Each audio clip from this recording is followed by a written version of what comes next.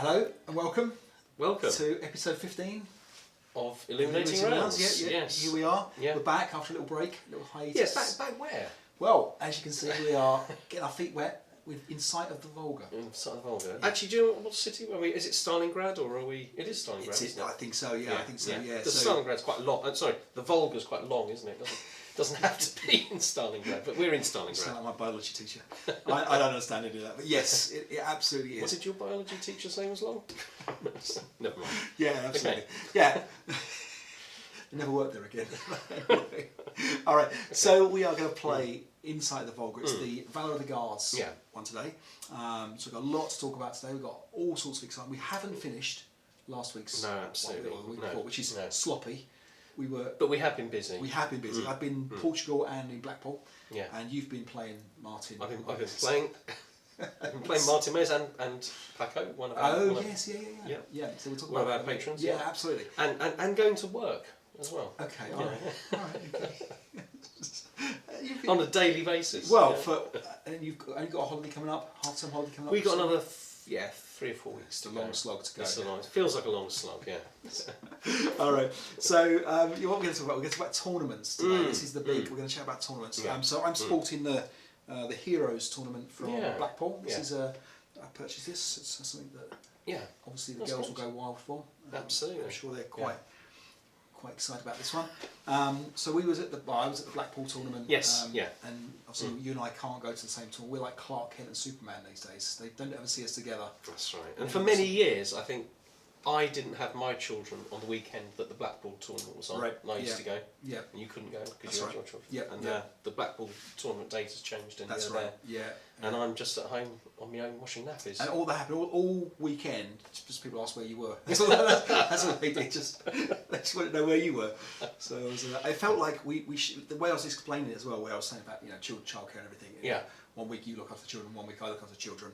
It felt like they were the same children. It does sound like that, doesn't it? So I was. And we have actually tried with our exes to. Haven't we? You meant something else. Not to make children. We have actually tried to talk our exes into swapping weekends so that we could go to tournaments together. Maybe if they're watching, should you? Yeah. Maybe leave a comment in the below. Yeah. Maybe that's the way forward. Okay, so let's talk about your week first of all. So Pegasus Bridge and Paco. Okay, so it was really lovely. I think Paco come over. He popped over. We Saturday morning. We've got a couple of pictures of him. Perhaps we'll put up. Really nice guy from Spain. Lived in the UK for many years now. A Patreon as well. And he is indeed a Patreon. And he came over, brought some beautiful breakfast things, which was nice. It's always good to host Paco. We had played a nice game and went out for lunch together. Excellent. And how did you get on? What did you play? Well, I can't remember what it was called. No, I told you what it was. You did tell me it was a critical hit game from. Yeah. It was on a sort of a desert. It might have been Tarawa, a sort of a terrace or base sort of scenario. Okay. All right. Okay. I'll look it up and I'll put it on the screen now for you. That'd be great. Yeah. I was defending as the Japanese. It didn't go particularly well for Paco. Paco was a little bit unlucky. Stumbled on the hit gun in a place where he wasn't expecting to find it, it didn't go particularly well after that. He was struggling after that. But it's always great to play him, and hopefully we haven't played for about a year, maybe even more, and hopefully get back into a little bit of a routine. We used to play every sort of month or two. Okay. And does he have other players to play as well, or are you his only opponent? He plays Derek. Okay. Yeah, they live very close to each other, and he's also a friend of Indy's actually in Canada. Yeah. Indy gets about, doesn't he? He really does. Yeah. Excellent. And what about your Pegasus Bridge campaign? So you've got some intel from the opposite camp, haven't you? Yeah. Well, it's fun. So we played last night, and it feels really good because there was a point in the game where I was just being smashed to pieces, and systematically I'm like pushing him back now. I've got a lot of force, but I can't see how I can win it. I'm struggling to see how I can win it, but at the moment it feels good knocking him back. Him getting some casualties for a change, getting a bit of a punch in the face. So I talked to Martin May as your opponent about this in Blackpool. he says you've got no chance. Yeah. you're gonna get stuffed. He says it's quite nice how you think you've got a chance, and he's kind of stringing you along. Now I don't know the campaign well enough. Yeah, no. It's pretty obvious I won't win it, but it's quite nice. It's a nice campaign. It's very, very long, and yet, there's like substantial fighting going on. It hasn't like sort of collapsed one way or the other kind of thing. Though in terms of winning it, I find it difficult to see how I can stop him from winning it. Yeah. Is it a case of finding out how you're going to lose is going to be the choice of because there's two different ways I think you can lose with the commandos coming over the bridge or. So on the Germans, so if he can't get, I think, 8 points of infantry over the bridge in the next campaign game, he finished the campaign game date yesterday, which I think is day 1. Day 2, he gets a lot of stuff that's only on temporarily, that's come up from the beach, hasn't it? From Sword Beach. And he has to get some of those over the bridge. Now, I can probably interdict that bridge a little bit, but not effectively enough to prevent him from getting things off. And just for that turn, he's on the offensive. He's got tons of stuff. He's got tanks, flamethrowers. He's got all sorts of stuff. So I think it's going to be quite interesting to see what happens. So that's the one way. The other way to win. So that's a way he can win. It's not a way I can win. I could potentially. So a chance for me to win is by stopping him from getting across that bridge, but he'll get across the bridge, and then we've got a couple more campaign games till we get to the end. And, all right. Well, we'll see how it goes. Just put a picture up now to show everybody how it's looking. Yeah, good. Okay, all right. So I was at the Blackwall tournament this weekend. Fantastic. So well done to Pete Phillips for organising it. It was very well attended, so there was about 45 people there. Really? So it's very good. It was really nice to see. A lot of new players. I haven't been there for 4 or 5 years, so there's always going to be some new players come along. Met up with a couple of patrons that are there, so that was really nice. It was a good time. We had a good time. It was going to be a 5-round tournament. It ended up only needed 4 rounds. Pete had picked a lot of French scenarios, so there really was a big focus on the French scenarios, which was quite nice. Yeah. A little bit of criticism was that there was a lot of old French scenarios, so a lot from the original Chronicle, and maybe some of the other newer French scenarios could have come out. But actually, as Pete said, it was a nice chance for people to play the older stuff again. A lot of new players to the tournament scene haven't played those old classics. It's all new to those people. That's right. Isn't it? Yeah. So things like Le Hérisson and Strangers in a Strange Land, all those kind of scenarios came up playable. So I played 7 games in total. Yeah. I won 5, lost 2. I lost to Martin Vicker. Who won the tournament? He did, yeah. So effectively, I think my semi-final was against him. And it was a close game. I think we had some close games, in fact, all the way through. Yeah. Very good, very, very enjoyable. Had a good time with Martin Mayers, who's on top form. Gerard was there. I was having a good chat to him. Nick Ransom was brilliant. Stuart Brandt played with him as well at the end, and so lots of played Mark Blackmore, who's probably the best, second best, third best UK player, pushing close for one of the games. And I thought the best scenario I played in that weekend was one from the Winter Offensive, the new Winter Offensive pack, called One-Eyed Jacks. And that's a very nice puzzle where the attackers coming on have got to take a factory. And if they don't take the factory, they can kind of bypass it and get a building at the back end as well. So the defender has to figure out if they're going to pull back or not pull back, defend this factory or not. And you get the option of harassing fire as well, which I think is going to end up winning or losing games by being called down on yourself. You're in a big factory, so a big building that can have like lots of levels above you, and there might be some splash damage on. So it was actually really quite interesting and good scenario. So check out One-Eyed Jacks. That's from the new bonus pack, and it's on the new board 13A, which is a really nice board as well. Board, yeah. I also played. I was carried on playing with Rob McGinley, one of our patrons, in a Play with Mail game. And the last time I mentioned this, I said that Rob had gone through my defences on his first turn like a knife through butter. Absolutely, just. It's changed that, hasn't it? Yeah, has it? And it's been. I mean, my luck on the dice has been absolutely just. I mean, it's been. If I had dice like that every day, I would be the world champion of ASL. Instead of only in Play by Email. Where no one else is checking. When I used to play by email, sometimes I used to feel guilty. Now you have turned a very, very spiritually aware man into never wanting to play with you again. That's right. That's true. That's true. Yeah. You've got form on this. I have. It's a talent, I like to think. But poor Rob's been likening me to the tank commander Brad Pitt in Fury with my tanks. I've absolutely just torn everything apart. And then he got a bit of luck. He jumped out of a building, Panzerfaust, fired it, blew up my tank. Great job. He said, just check the rules for me, make sure I got it all right. And he'd rolled a 2 instead of a 1 for his Panzerfaust check, and so it didn't count. So I got to rewind. Tank's come back on again. That must make it feel terrible. Yeah. There we go. Yeah. So that's that. But we're going to talk a bit more about tournaments, I think, because I wanted to stress about how much fun we had at the tournament. I had at the tournament. We did a question, a poll on Facebook, all around whether people had gone to tournaments or not. And that was actually really well responded to. And about 50% of the people have not been to a tournament. So, it's amazing, isn't it? 50% of that of you out there maybe watching haven't gone to a tournament. What would you say, Martin? Well, do you know what? I've spoken to people. I've spoken to people who don't fancy going to tournaments. They don't really know anybody in the hobby. They sometimes play solo. Perhaps they got a local friend. They play together, and they don't get involved in the community. But they watch things that are online and they and things like that. And they say that. Well, I've had a guy say to me that he kind of felt nervous about approaching it. You know, maybe players are very good. They won't be patient if you make rules mistakes and those sorts of things. Yeah. And nothing could, in my experience, could be further from the truth. I remember being a new guy coming along, 10, 12 years ago, whatever it was, and just what a welcoming experience it was. And everyone's willing to play. Play you. People don't mind you getting rules wrong and helping to explain them. And things like that, And it's worth noticing that it's not, although we say it's a tournament, it really doesn't feel like a competitive environment, does it? I mean, it's an excuse it's a way of dishing out the games, isn't it? Yeah. That's all it is. Yeah.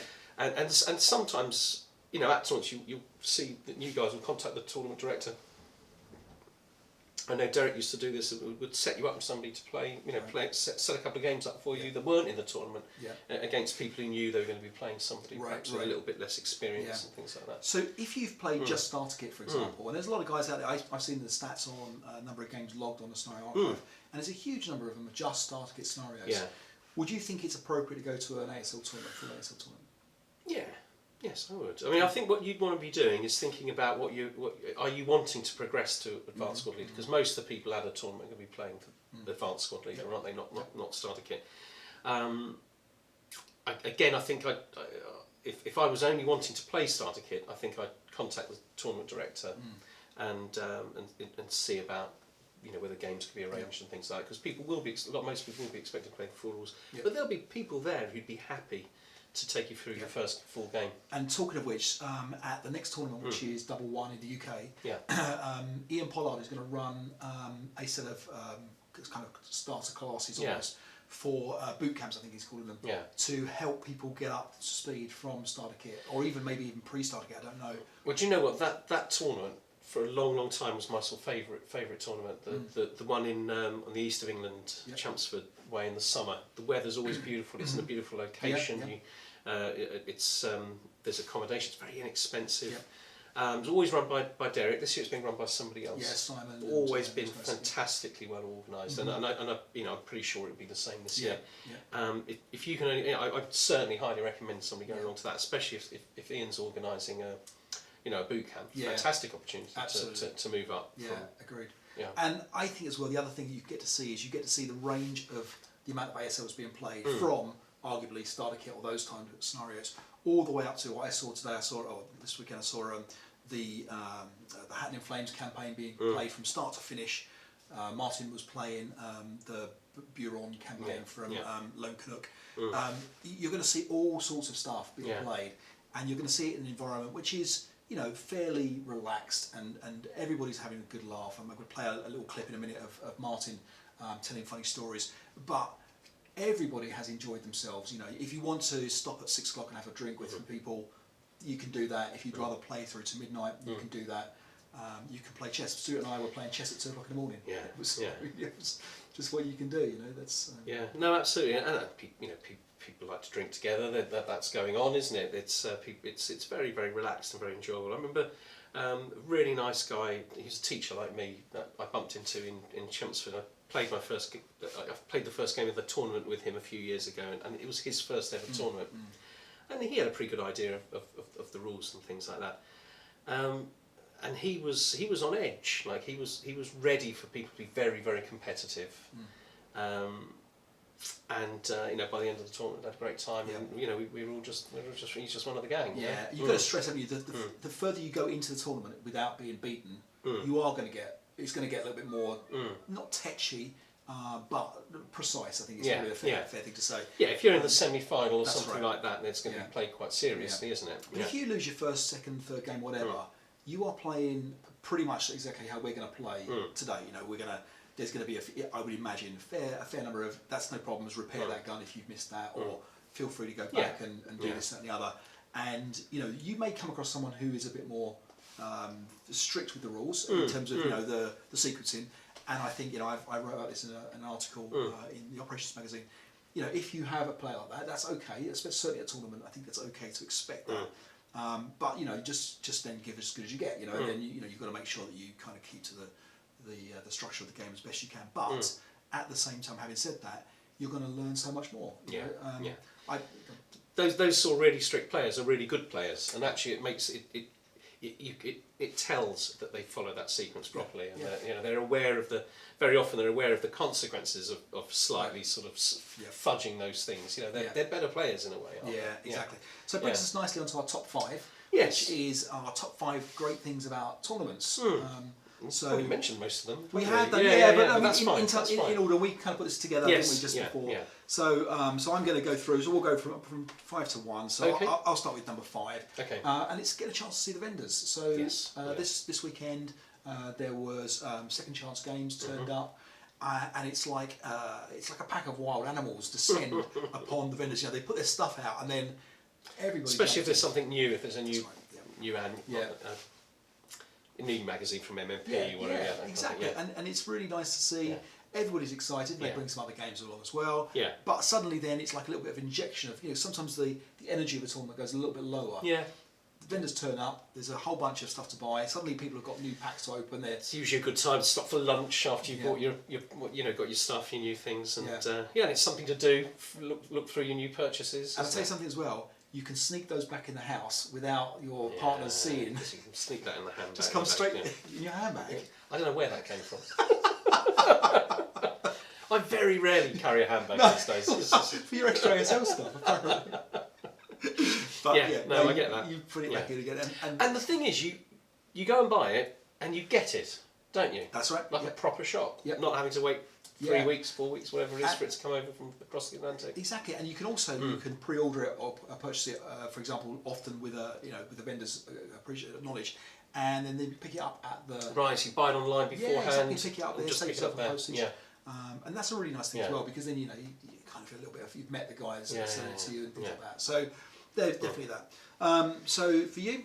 I can't read that with my glasses on. If you tell me so this is around focus and effort to learn new scenarios. Right. Okay. Yeah. So this is doing a little bit of preparation, isn't it? A little bit of preparation. So usually, not all rounds of these days in tournaments, but most rounds you know what the scenario picks are before. So there might be 3 for one particular round. Yeah. You can have a look, decide which ones you'd like to play, and you can do a little bit of preparation. Right.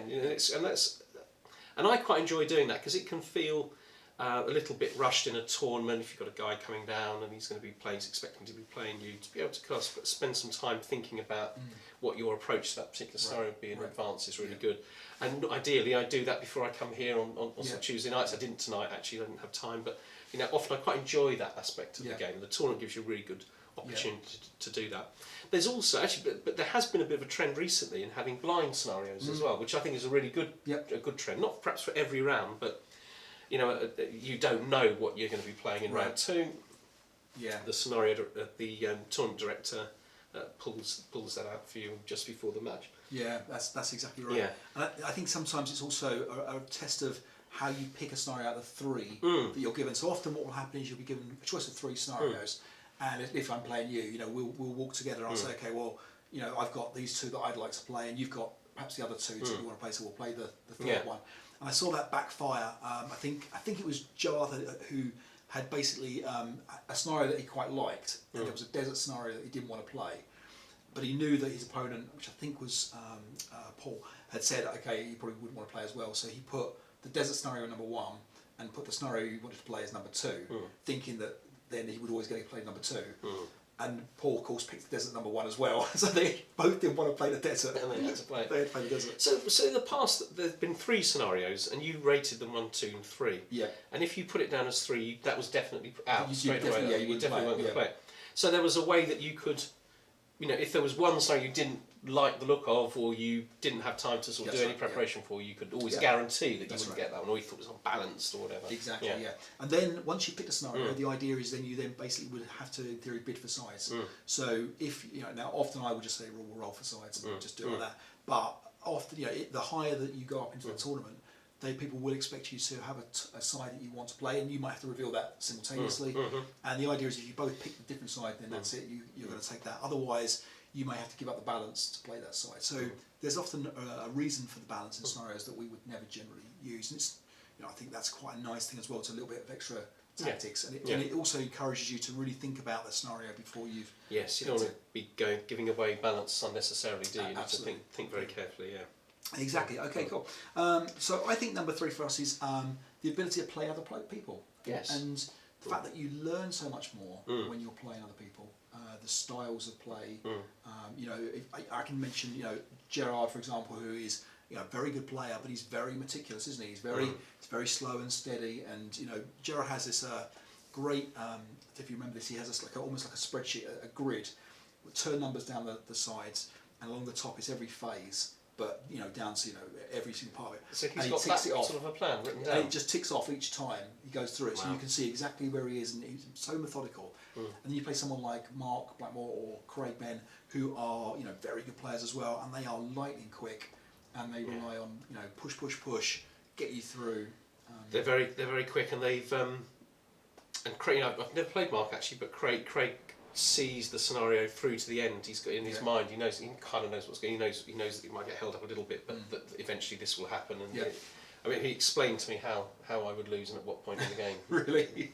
Pretty much after sort of turn 1. Did you hit him with your handbag? Okay. No, impressive though. All right. Okay. So you have to read this one. Okay. So number 2 is no distractions.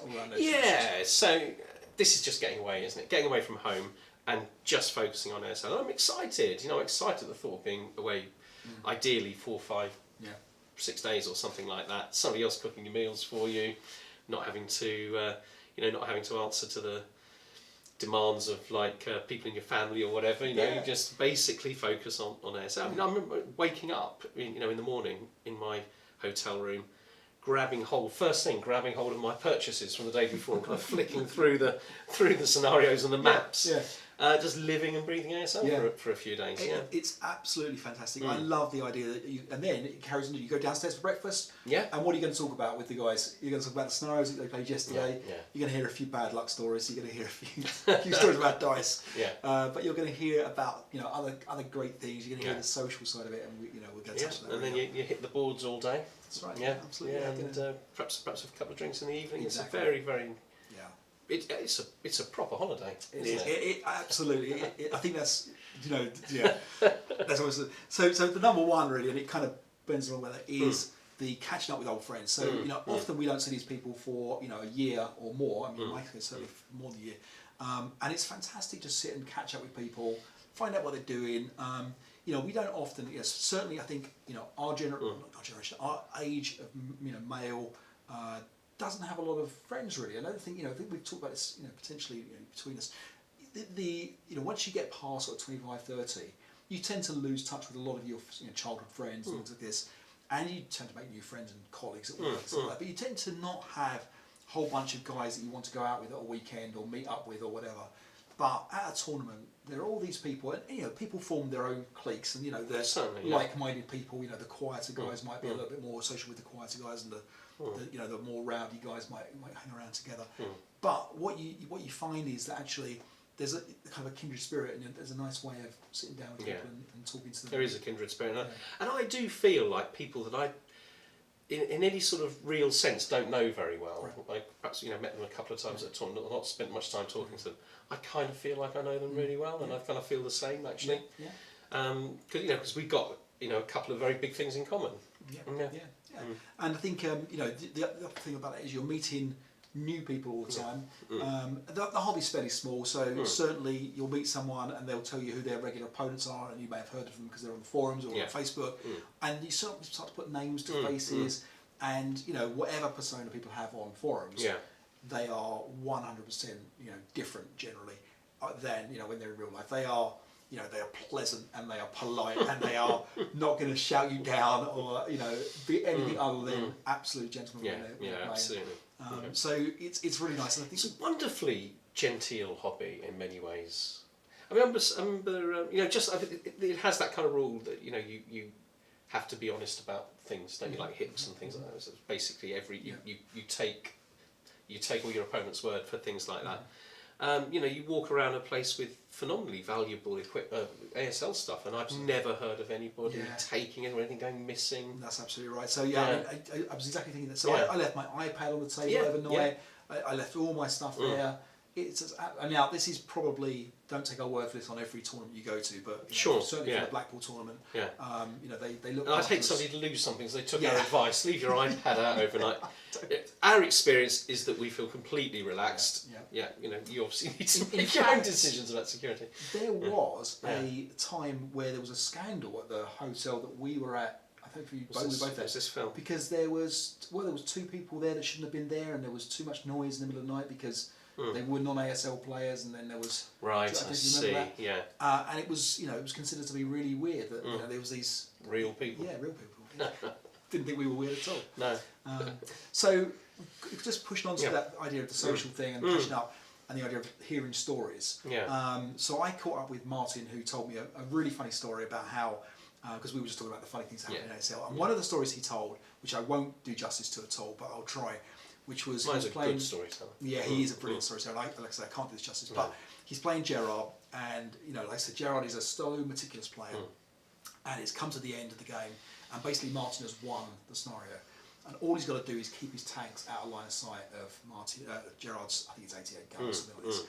And so he's driven around the back, and he's poodled around, he's done absolutely nothing with them at all, hidden them all, past the turn, and then has suddenly realised there's this straight line of sight through this really tricky board, all the way through the narrow streets, but it's as clear as day. And so instead of keeping a poker face and just, as if he's nothing to see here, he's gone, and he's gone up and he's kind of, I can't believe I've done that. So of course Gerard has, done this to the board and has, studied it for, a Gerard amount of time, or whatever long length of time that is. We'll get the other side, so I'm sure. But has suddenly realised there's this line of sight from the 88 to his tank, and so he should be able to win the game. And so rolls the defensive final try shot, misses the tank, needed something like a 67 shot, misses it, doesn't intensify, waits to prep fire for his last turn, rolls again, gets rate of fire, hits the tank, needs to kill it on a 10 or 11 to dud. Martin's ecstatic, rate of fire again, hits it again, and it's another dud. And the uproar of the so I said to Martin, if ever you if you get another story like that, feel free to talk about it, and we'll get your camera in. So this is the one that he showed us as well. So I'm going to play this now for you guys. So these guys have been driving this guy nuts for 6 turns of the campaign. Bad. Yeah. They've killed 3 tanks. 3 tanks. And he doesn't get many, he gets 4. So they kill 3 tanks, they've zipped around the battlefield, killing infantry at will. People everywhere. To the point that I'm beginning to feel sorry for him. So we think we're in the last game turn 7 of the campaign day, and we've come sweeping in for the final coup de grace. And we've rolled a spotting roll.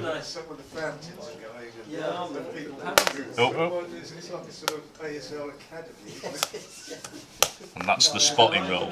Mistaken attack. So it's all going to unravel. So we got a Sherman tank here, which he promptly turns around to attack. Yeah. MG attack, 9's to hit, +1, he's large and he's in motion. The to hit roll, recall. ASL in a nutshell. What the ASL gods give it, the ASL gods take it away. My one and only chance to hurt you. Yeah. Yeah. And my hopes were raised and then dashed. Like that. Cruel. It's cruel. Let's see what. So what's really nice about that is, we're seeing just the kind of stories that you're going to hear.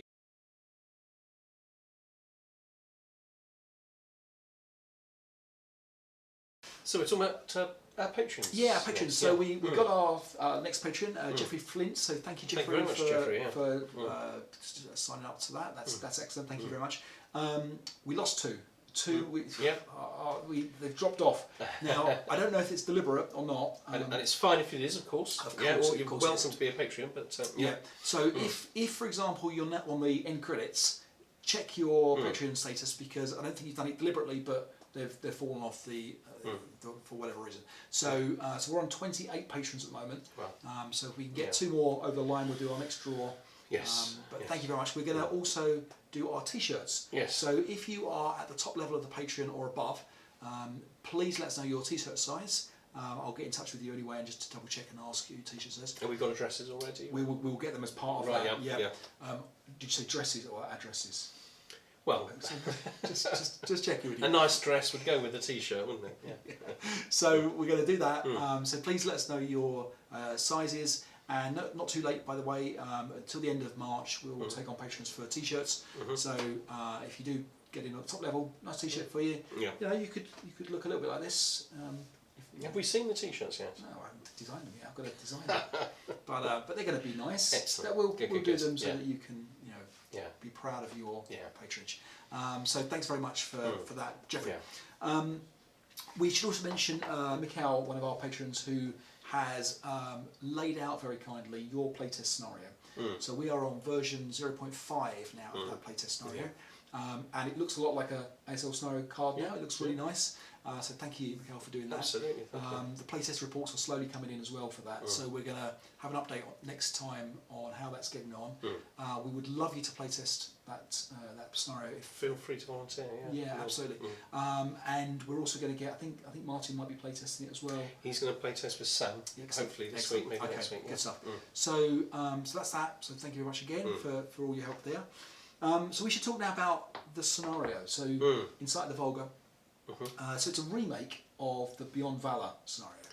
So by the same name. Yeah, exactly. Yeah, which I don't quite like the idea of having the same name. I think they could have, I don't know, Seek in the Volga or have some kind of similar but not necessarily the same title. So MMP did one in Beyond Valor, which was Board 1 and 20. Very similar scenario, very similar ideas. They've tweaked it slightly. Yeah. They've put and it's on the historical map, of course. That's right, exactly. Yeah. So slight differences, but not too many differences. This scenario is in the special or the operations magazine, which was it was quite a nice magazine. Issue 3, I recommended this one because it's a very good article written by me. But Inside the Volga, right on the last page as well, so easy to miss. It was coming up. They came up with it from the Bunker guys. So Vic Provost and those guys, Tom Morin, and they do a huge amount of work on ASL for the fanzine that they produce. So if you haven't come across Dispatches from the Bunker from Vic, I would absolutely recommend subscribing to their subscription, or buying a subscription from there. You can get the PDFs or you can get the hard copies. And it's worth mentioning that a lot of their scenarios get picked up by MMP and published in the journals, or they've got a really high caliber of designers and playtesters over there. So well worth checking out. A couple of episodes or issues to mention. Number 23, which talked about the background of Valor of the Guards from Tom's perspective about how it came about, and issue 32, which gave some advice about this scenario. So obviously I'll blame that advice if I lose this scenario. Absolutely. I didn't know that advice existed. You don't need it. This scenario is a little bit pro-German, by the way, just so you know. So on the archive there have been 5 German wins, no Russian wins. Okay, that's quite significant. On Raw it's 9-5. So to the I don't know whether the German ones are also represented in Raw as well. So it could be they're double counted. So it may be actually that they're it's more 9-5 than 5-0. So that's kind of worth mentioning. The other thing to mention is, as we're on the tournament theme, the Nor'easter tournament in New Haven, is it? Massachusetts. New Haven, It's taking place So feel free. I think it's taking place on the 24th of March. It'd be very 26th of March. 26th of March. Yeah. So check out the yankeegamers.org website for that tournament. Again, we absolutely recommend that people go to this tournament. If you're within 4 or 5 hours of getting there, I think it's got to be worth it. It's a no-brainer. So please do, and if for example you go to your first tournament, let us know, comment. That'd be really nice. I think it'd be nice to and give us your feedback, because I think we forget what it's like to be new players, and hearing your thoughts if it's the first time, second time, you go every month, whatever, every year, just let us know. And there was one of the guys we were talking to at the Blackpool tournament goes to so many tournaments, about 12 a year, and he kind of brings his wife along as well, and she goes off and explores the country or whatever that they're in, and just has a nice retirement by travelling the world doing that. Well, that's exactly what I'm going to do, but with less money, I'm going to travel Britain. You're in a caravan. You're going to get stuck on the UK tournaments. Well, that's fine. You can pull over and a lay-by and just have a VSL on the side of the road. Just put a sign up there. And excellent. Okay, so any thoughts on this scenario before we start? Well, it looks like it's going to kick off with a real bang. I think it's going to be quite exciting. Yep. Yeah. It did feel to me like the Germans have got an awful lot of firepower. Yep. And the Russians have not got an awful lot to stand in the way with that. Yeah. But you have reinforcements coming on later on, which is going to be interesting. Yeah. So it's going to be exciting, I think. I do think that, for example, I think it might go down to like the last couple of turns where I'm trying to counter attack and get those things back. So I'm not going to give up hope too much too quickly, but I feel like I'm going to get a battering today. So go easy on me. You've got those fortified strong points. I don't know how I'm going to get into those easily. I think the front line might be melted. Well, that's my gut feeling. I might be wrong. Okay. I think we'll see. Okay. Interesting to see. So here's my setup coming up. Then we're going to do your talk, and then we'll get into the game. All right. Then. Okay. Here's my setup for the Valor of the Guards edition of Inside the Volga, found in the Special Operations magazine, issue 1. The Germans are setting up in this square here. They're bringing on 2 838s, 15 467s, and 6 447s, along with a well-led set of troops, including the 10-2 leader, 2 91s, 2 81s, and 2 80s, along with 2 Stugs. So a very, very big force in this area here. We've got to defend quite a wide front here, because there's a possibility the Germans actually can come up and round.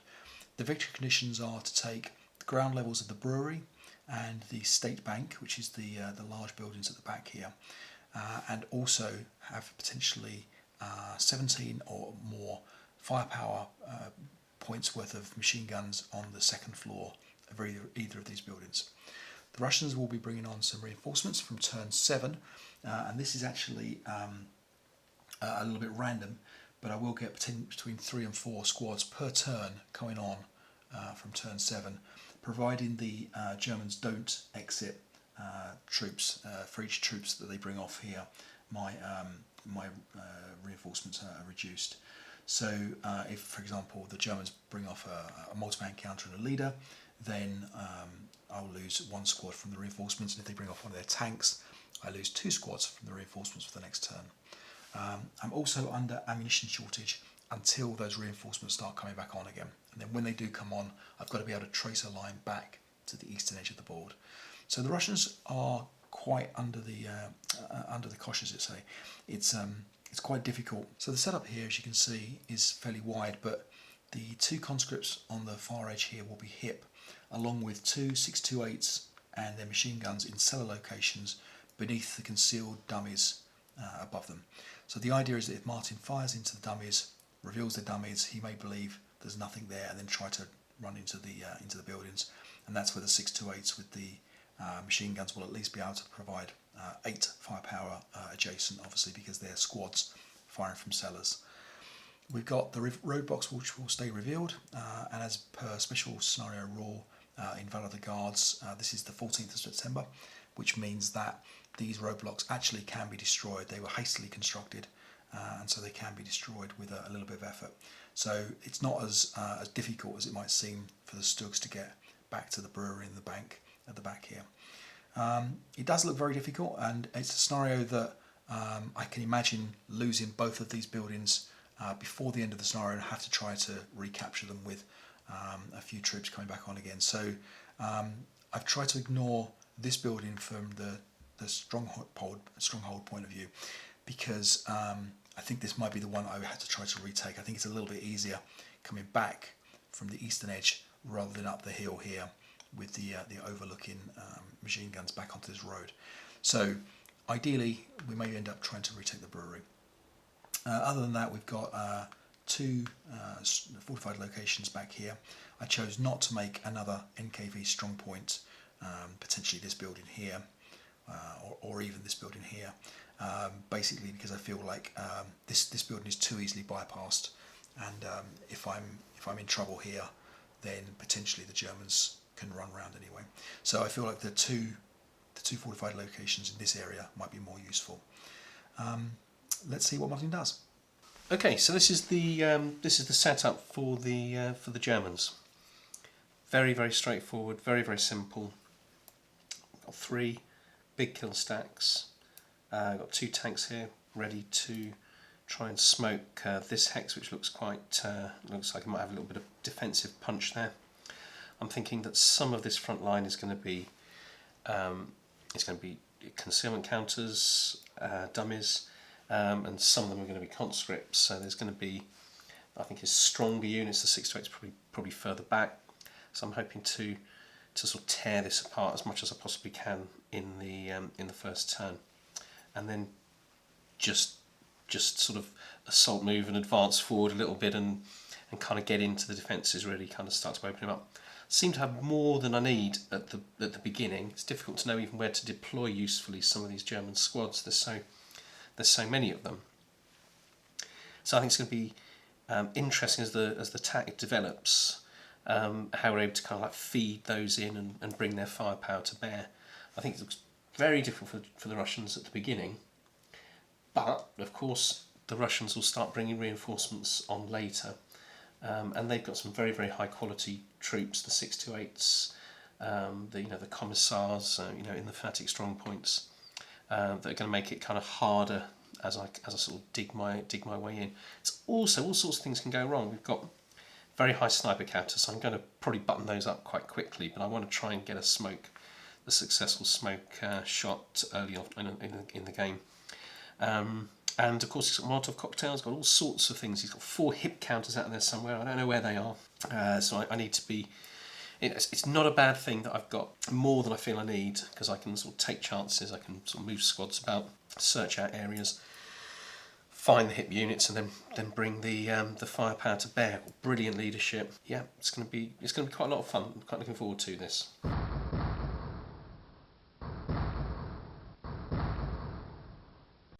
Right then, so okay, we're at the end of turn 1. End of turn 1. Yeah. Hasn't gone my way, I don't think.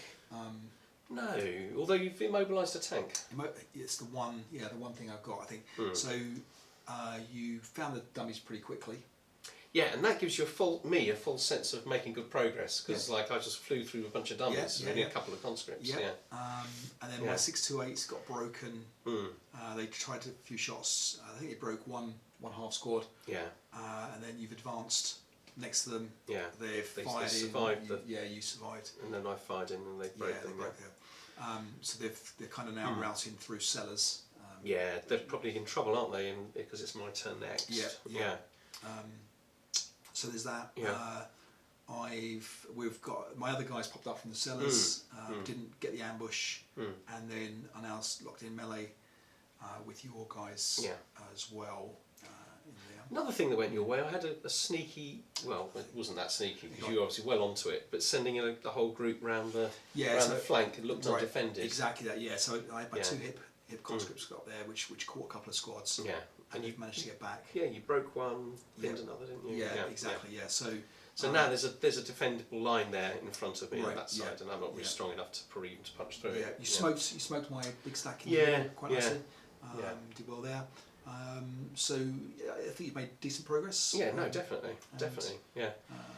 It's quite, there's a lot going on. It's quite exciting. Yeah, I broke a machine gun. You did, yeah. And I tried to repair it. That's right. So one of the pieces of tactics in the dispatches is not to fire machine guns too much. It was be careful of big stacks. Where in Stalingrad you would often big stacks, big firepower.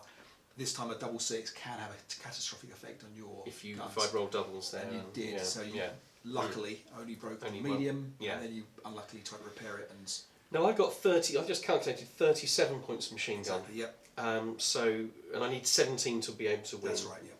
So it feels like I can afford to lose 5, but I can't keep affording to lose 5. So I do have to have that. I do have to bear that in That's mind. right, yeah. Because and in fact, I disabled the gun as well when I tried to repair it. That's so actually, I've lost it completely. Yeah. So yeah, you're absolutely right. That's one way you could lose the scenario. But Yeah, of course, absolutely. So although you can get them off the board to reduce the number, you've got to have them still working. You still got to have them working. Yeah, so absolutely. you've got to you've got to be a little bit careful of that. Yeah. But you won't care. You're gonna blast me. Well, the plan was to really knock your personal morale on the first turn. But most of your forces moved back to the next line, you know, and I've still got to work my way through it, and every turn it gets closer to your reinforcements. And that's it, exactly. Yeah, I mean, I think it is meant to be very difficult for the Russians to begin with, isn't it? It feels it. It does feel it. But yeah, like I said, because you can punch through a hole, you've got the things there. But I like the fact that you've gone up and around. I think that's nice. I think that's the right thing to do as the Germans. Stretch you out. Yeah, exactly. And my machine guns haven't come into play yet, so there's a little bit of that. You broke my gun crew as well. That's the other thing. That was big. That's quite big. Yeah. So that's. So most of your heavy hitting, and there's not that much hit left, is there? Because you've revealed 3 squads. I've revealed 4. I think you've seen all. Yeah. Right, okay. So the 2 conscripts at the top and the 2 6 to 8 right, okay. So most of your heavy hitting stuff is revealed. I know there's a medium machine gun at the back because that wasn't concealed. It wasn't concealed at the back. The big stack, whatever's in there. Yeah. For all I know, it could be a big stack of dummies. Yeah. But they're effectively smoked at the moment. So yeah, interesting. Exactly. Interesting stuff. Okay, turn 2. Yeah. Right then. Whew. Okay. Once again, in our long friendship, I feel like apologising. You have nothing to apologise about. Seem to end friendship. Not at all. So what we've had another brutal. It was a brutal German bulldozing through, really. Really bulldozing through. I mean, there's a lot of sort of protective terrain for me to kind of charge into. I've got a lot of guys. Yep. They charge into stone rubbled buildings, or not rubbled buildings, but the what do they call them? Gutted buildings. Gutted factories, yeah. And your conscripts fire 4 up 2 at them. Yep. And then I stack them with You've 3 got good slots. leadership there, haven't you? You've got, the only thing that's going for me is the NKVD strong points, which is just great. Yeah, it is very good. I get the almost instant rally on those guys, which is very, very good. But I just can't stand up anywhere to you. There's nowhere where I've been able to just kind of mount any kind of resistance. The only place where you are is on the, I'm not sure, is it the north side? Yeah, the north side. There, I'm not particularly stronger than you. Right. Yeah. But that's a sort of a side water, isn't it? Really? That's right. It's not really the main action. Yeah, exactly. The main action. Yeah, you're right. It's the melee's pretty brutal. Yeah.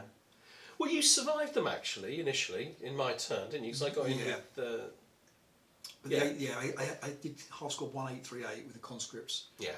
Who was shortly murdered for his bravery. But my 6 to 8s just haven't held up at all. I think both failed their morale checks. Yes, they have. They both got trapped under cellars. I couldn't get them back out of the cellars again quick enough.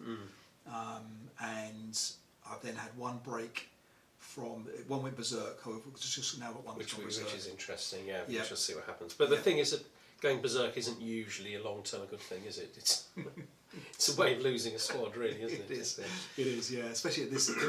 Sometimes it's quite useful, but I'm running into the teeth of just brutality of the Germans. 24 down 2 with the leader, but in the open it will be 24 down 4. Yeah. There's probably a boulevard. Unless I wait till you get adjacent. And I think there might be boulevard. I'm not even thinking about that yet. Yeah, there probably is in those places. I broke a machine gun, I repaired a machine gun, which was good news. Yeah. You recaptured your gun? With the berserk squad, yeah. With the berserk squad went berserk, yeah. Yeah, exactly. So, I can't see how it's dramatically going to go differently with all those conscripts out there. I mean, it's a lot of Russian conscripts, isn't it? They're there to slow the Germans down a little bit by dying in pain. That's it. And the trouble is with the gutted factories, I'm coming back in and I can't even advance back in there without going CX. No. so there's debris everywhere. So it is, and I have got some back there now. So I'm kind of able to defend. I mean, that NKVD fortress is going to be interesting, isn't it? I mean, that's a difficult place to take, isn't it? Yes. I'm not quite sure how that'll work out. Exactly. So I'm not going to lose faith. I've got to pass my morale check here. But it's certainly you're breaking things in that stronghold is almost irrelevant because they come back on an 11. Yeah.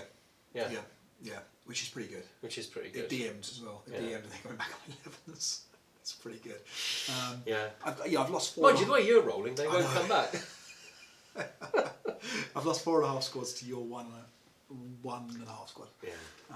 I think it just has to be like this scenario. I mean, you've been a little bit. It's been a little bit brutal on you, a little bit hard on you, but I think this scenario is always going to feel like this in the first few turns. Yeah. The only thing that's giving me pause for thought is I've made a lot of progress territory-wise now, and what units you have that aren't in the stronghold are looking pretty vulnerable. Right. So I'm going to have time perhaps to get myself in position. Yeah.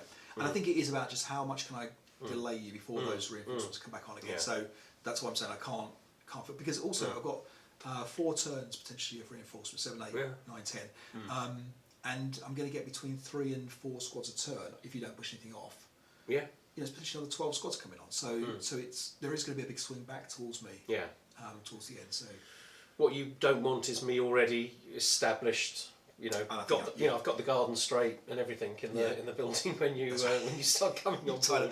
Made it lovely for me. I love what you've done with the place. Okay. All right, let's see turn 3. All right then, come on. Right. Okay. All right. Turn 3 is done. Turn 3 is complete. Same as usual, isn't it? Really. Same kind of thing. Yeah. Germans going through, the Russians. Yeah, I thought a little bit slower that time. Yeah. Those conscripts even held me up a little bit on the.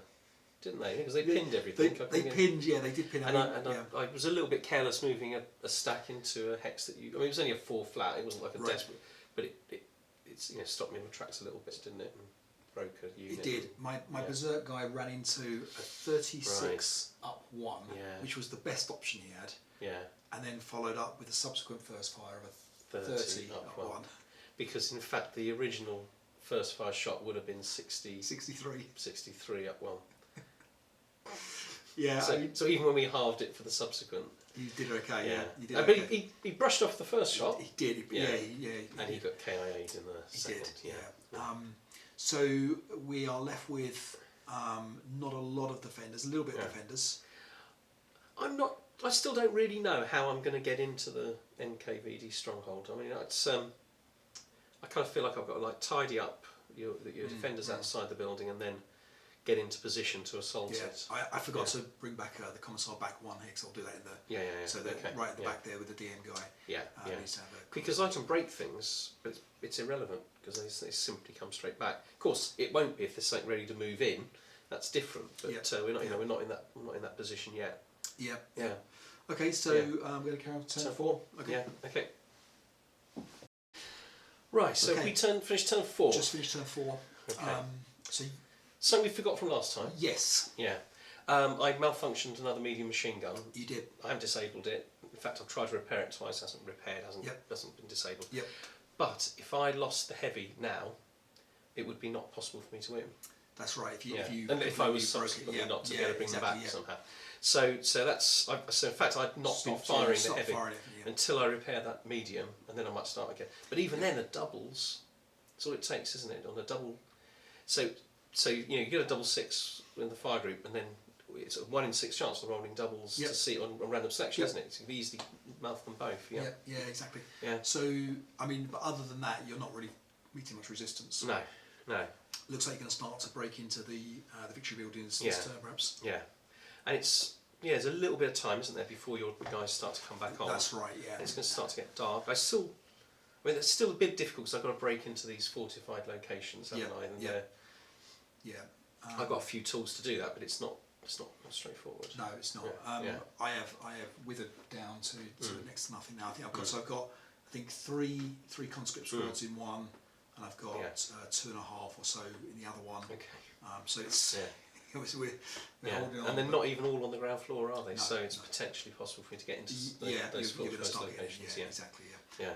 So turn 5 coming up. Turn 5 coming up after a cup of tea. Yeah, we've called it there. Yeah. I think so. You blew away my guys, my conscripts in the northernmost building. I brushed off their shot, didn't I? Brushed off a 16. There was a couple of 16 shots that you brushed off, and just knocked them back. Nothing went. Yeah, I mean, with 6 morale in wrong there, for me there. Yeah, the 6 morale. It's going to happen. Yeah. But every turn they held out would have perhaps made it easier for your reinforcements coming on. Yep. And then you got into the building. And so in the southern building I'm in with an 838 with his demolition charge and stuff. You hit the guys at the top with the machine guns. I 6 the 628. Yeah. Manning them. Yeah. So I've pretty much machine guns weaker. The hex I used to enter smoked, isn't it? So that's made it. That made it easier for me to get in. Yeah. And then basically what I've got left is a machine gun on the second level, and a squad on the ground level, which I think is going to get overrun next turn anyway. Yeah. You've got an extra turn that you can now start exiting squads off to stop me getting reinforcements for a couple of turns. And I can get my machine guns in position. Ready. That's right. So I think potentially what might end up happening is, if we were to play on, is that you would. I mean, you don't even have to, exit anything. You could just sit there and wait for me to come up and just blow me away anyway. You might be able to get the tank off to stop 2 of the squads coming on. But at this point, I think I don't think it's worth me carrying on. So well played. I think we'll put that one down to. Something went terribly wrong for the Russians. Nothing went wrong for me. It felt like everything went right. That's right. We even started saying how I seemed to be rolling very confidently, like I kind of knew the gods were on my side as I kind of. And then what did you roll? And then to illustrate my point, I rolled a 6, but not for an actual roll. This reminds me. So when I was at the tournament in Blackpool, I just started setting up for Le Hérisson. And someone came up to me and they said to me that the last time their friend played Le Hérisson, you start off with quite a lot of force, and you have 2 roadblocks. And I know the scenario. And all they were left with was 1 roadblock. They even managed to lose a roadblock. That's pretty impressive. That's how you felt. Yeah, you did. Do you know what? I've left the roadblocks for you. You didn't. You did. That's all I got left. So well played. I don't know what I did wrong there. I don't know. The 628s didn't hold up in the cellars. No. That was, and they got surrounded very quickly and then broke in there. The stronghold was brilliant at the back. The stronghold was good. I think you needed things on the ground floor of the stronghold for the end game. But of course, you probably intended to. So one of the issues there is that with the heavy machine gun, you're either firing or you're advancing and you're CXing with them. The conscripts can't do anything. They're absolutely struggling. So maybe they needed to be further back. But then you're exposing the 628s to the initial fire, which again doesn't. You don't want to lose those. You want them. So really tough. I'd love to hear some feedback about. Definitely about that one. And it was suggested to us, wasn't it? By it's a good scenario. I think it's a good scenario. So it'd be interesting if they've got some thoughts about how the Russians defend that. Yeah, you've got to be quite wily, haven't you? I think very wily. I didn't use any sewer movement. I didn't feel like I had the time to do sewer movement, but maybe just because it sometimes can give you that extra turn. If you get past me, I'm kind of left behind. But maybe I should have used the sewer movement more. Maybe. But yeah, I mean, it's maybe the infantry gun further back, back in the stronghold at the back. I don't know. Perhaps that would have been more useful. Perhaps, and it was no use firing against tanks, was it? Because it did get one, didn't it? It got the. It did immobilise one with a deliberate immobilisation shot, which was a really good move. Yeah. And that was my one critical deliberate immobilisation I got. No, that was good. But yeah, so that was a tricky one. But I think all the Valor of the Guard scenarios are good. It's nice. It's nice to play around on Stalingrad with the factories and everything. We struggled with the white dot, didn't we? For a while. We couldn't work out why there was a white dot inside single hex buildings. That's right. Yeah, so I'm sure that's something obvious, like perhaps it's just an extra story or something. That's what we sort of played it as. But we went through the rule book. We couldn't find couldn't see it. I'm sure. Yeah, so that's something we should just double check. So if you know about that, that's a nice easy question. Write that in the comments somewhere. I have got a feeling I'm going to make a fool of myself now. Go on, just international television. Not an international fool. That maybe if it's a single hex building, it's normally a circle, just even on geoboards. I don't know, but it may be. Yeah, so I always thought they were square, but well, I might be making a fool of myself now. We've only played this game for 15 years. There we go. We'll get the hang of it. No, never. Right. Okay, so next week we are going to play either something from Credagor, because I think that's arriving tomorrow. I think fingers crossed, the guys from Second Chance Games have got theirs in now. I think. So we've just missed out on that. So we might play something from that if that's it. Yeah, definitely. If it's here, well, let's play it. Yeah, and should we? I don't know. Do you do anything you particularly fancy in that, or anything you can? No, I don't. I haven't had a chance to look at it in detail. So yeah, we'll have a look when it arrives. Yeah. Alternatively, if for some reason that doesn't come, we've been also suggested by one of our patrons to play Retrained and Rearmed. So we could have a crack at that one. That looks quite a good scenario as well. So 2 more patrons to get I'll get our dice off a bonus pack or a journal or something. So please feel free to become a patron and join the fun. Please, I'll be sending out a post about on the Patreon page about the playtest scenario. Yeah. So we've got that. Don't forget to look at that. Nice PDF of that, looking like a nice scenario. It's worth saying that Patreon's really supporting the ASL scenario archive as well as Illuminating rounds. It's a lot of. Yeah, thank you. Yeah, no, that's very good, and we've got some good feedback for some other features that are going to come out soon. So I'll be looking at doing that. Until then. Bye bye. We've got to get a better tagline. Thank you for your comeback. Yeah. Right, see you. Okay, thanks. Bye bye.